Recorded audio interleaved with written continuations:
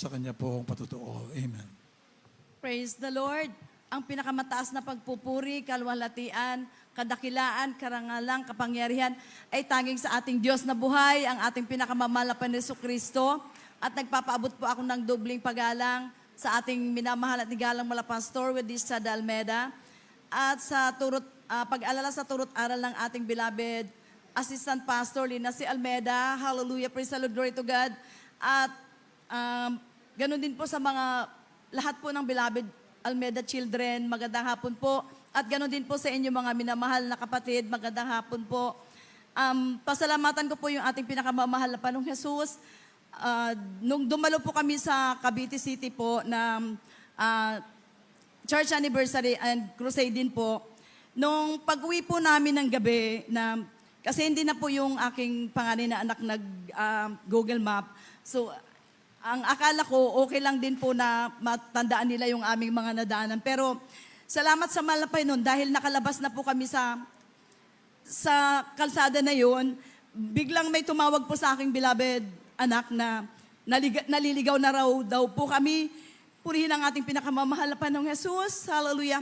Kaya sabi ko sa aking beloved anak, mag-Google Map ka na para tuloy-tuloy yung biyahe natin. Salamat sa malapay Jesus. Nung dumating na po kami doon, pa-exit na po kami papunta na po kami ng Cavitex. Kasi hindi po kabisado ng aking beloved husband yung way na yon. Ang lagi lang po kasi namin nadadaanan dati, yung papuntang Bacoor. So doon po kami, hindi niya po kabisado. Doon sa stoplight po na naka-stop kami, madilim po, tinted din po yung aming sasakyan, yung kanyang salamin. So hindi gaanong, ang sabi ng aking beloved husband, hindi niya gaano napapansin. Yung kami na po yung go at kakaliwa na po, hindi po napansin ng aking beloved husband na may island. Alam niyo po, salamat sa malapay Jesus dahil mabilis din po niya nakabig yung manibela niya na pakanan. Naiwas niya po dun sa island. Kasi kung hindi po kami pinag-ingatan na mahal na Panginoong Isus, naararo po niya yung island na yun. Hallelujah. Salamat sa ating pinakamamahal na Panginoong Isus. Sa pag-iingat po niya sa amin, sa unang dalangin ng beloved Pastor Wilisa de Almeda. At ito po, nung kami naman pa lumabas ng toll gate, dahil siyempre, di gaano pong maliwanag sa paningin niya, malapat po yung kalsada. Parang napahinto po siya. O ang sabi ko, bakit hindi tuloy-tuloy? Kasi parang nag-aalangan po siya dahil napakalawak doon ng kalsada. Ayun nga po, diretso na po ng Pakabitex po yun. Salamat alam niyo po, nung nakarating po kami ng Pasay, doon po talaga akong yung pakiramdam ko po ay parang guminhawa po dahil bilang tao po, nakakabahan na rin po ako dahil gabi po ngayon. Pero sa gabay at patnubay ng ating pinakamamahal na Panginoong Jesus, nakarating po kami sa bahay ng maluwalhati. Salamat sa pag-iingat ng ating pinakamamahal na Panginoong Jesus. At pinapasalamatan ko rin yung pinakamamahal na Panginoong Jesus. Nung dumalo din po kami ng anniversary din po ng Molino Outreach, at the same time crusade na rin po. Salamat sa ating pinakamamahal na Panginoong Jesus. May na-assist po ako doon na baguhan po. Mild stroke po siya. Bali nakaupo po sa unahan. Ngayon hindi ko po napansin na habang nagpupuri, lumabas po pala. At yun nga, nakita ko po na tuloy-tuloy po sila sa labas. So inabol ko po at tinanong ko po kung saan pupunta, uuwi na raw siya. Sabi ko, hindi muna ate, ano yun po iba na gawain. Kailangan mabautismuhan ka para yung paggabay patubay na mahal na Panginoong Jesus sa'yo ay pagagalingin ka niya.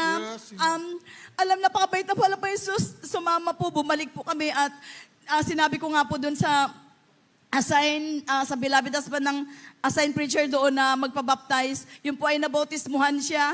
Salamat sa ating pinakamamahal na Panginoong Jesus. After baptism, bumalik po siya sa upuan. Patuloy po siya nakinig ng patutuo. Salamat po sa ating pinakamamahal na Panginoong Jesus. Hallelujah, praise the Lord, glory to God. At pinapasalamatan ko rin yung pinakamamahal na Panginoong Jesus. Kahapon po, bali, nagdaos po ng Bible study sa Marikina City Jail sa kababaihan. Every Tuesday po kami doon na hindi man po kami karapat-dapat. Kinahabagan lamang ng malapan ni Jesus sa unang dalangin ng beloved Pastor Wilisa de Almeda.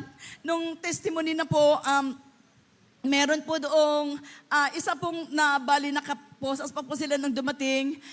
Tapos yun nga po ay dumalo na po siya doon sa pumunta na po doon sa upuan at nagpatotoo po siya na siya po ay laya na nung yung araw na yon. Kaya salamat sa ating pinakamamahal na Panginoong Hesus na ang sabi, kasi pag dumadalo po yun talagang nandun po yung kainit sa mahal na Panginoong Hesus, talaga nakikinig po siya.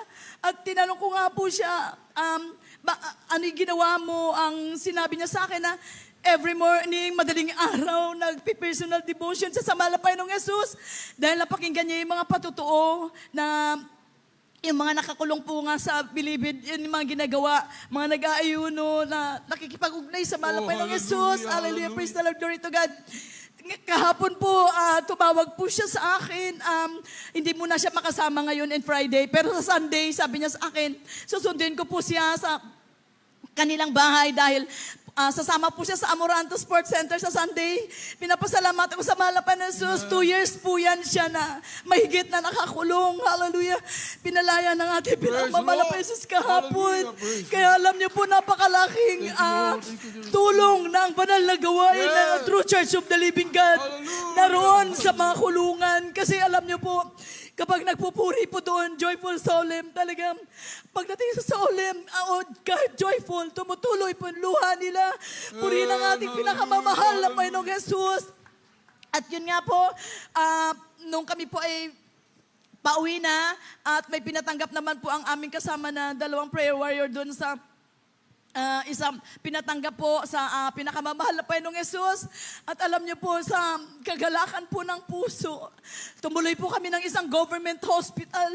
Namigay po kami ng paanyaya ng ating pinakamamahal na Panginoong Hesus.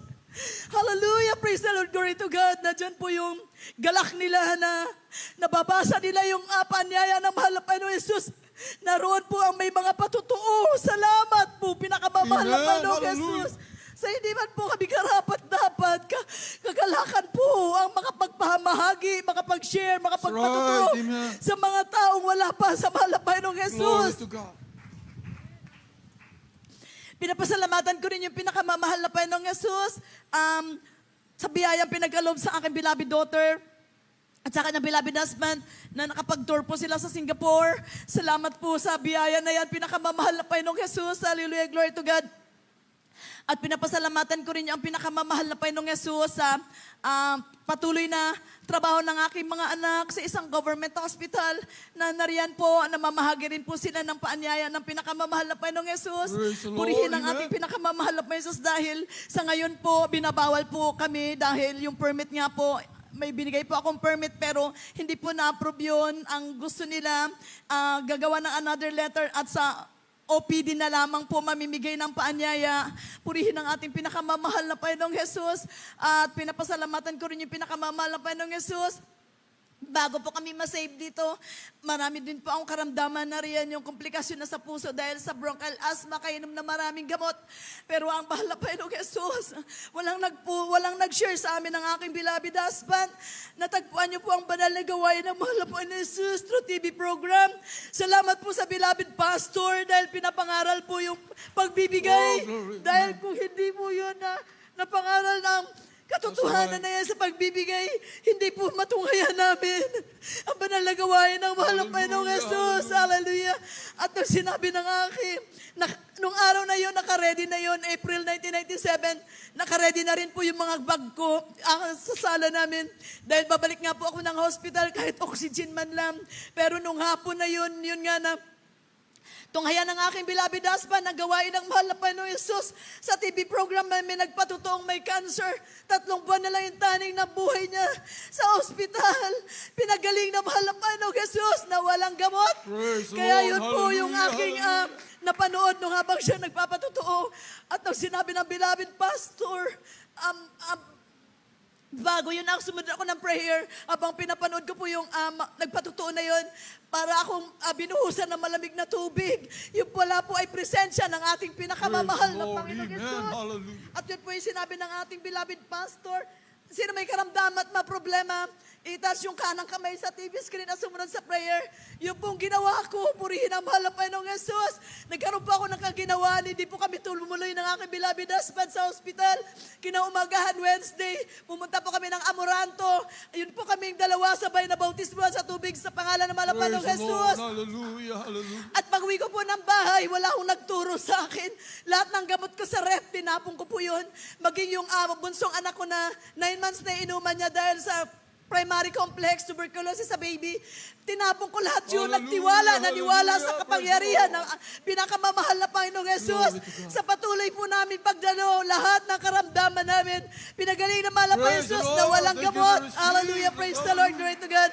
Maliliit pa po yung mga anak ko nung masave kami.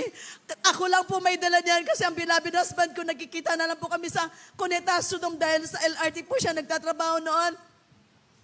Ito, ako lang po ang may dala-dala sa kanilang tatlo sa bus kahit mapaamuran to, Cuneta. Pero salamat sa mahal na Panginoong Jesus. Hallelujah, sa patuloy po namin na pagdalo. Ang grabe pagpapala ng pinakamamahal na Panginoong Praise the Jesus. Higit Lord. sa Amen. spiritual na pagpapala. Hallelujah, purihin ka, pinakamamahal na Panginoong Jesus. Hallelujah.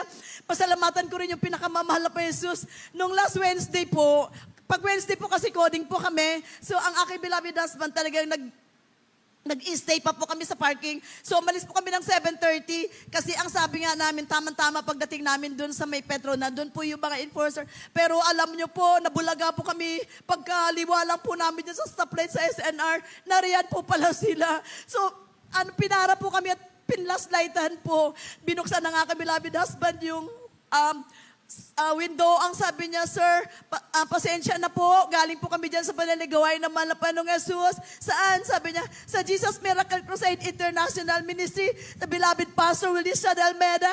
Ang sabi sa amin, sige, diretso, mag-iingat na lamang kayo. Purihin ang Hallelujah. ating pinakamamahal na Praise the Lord. Panginoong Glory to Jesus. Hallelujah, purihin ka.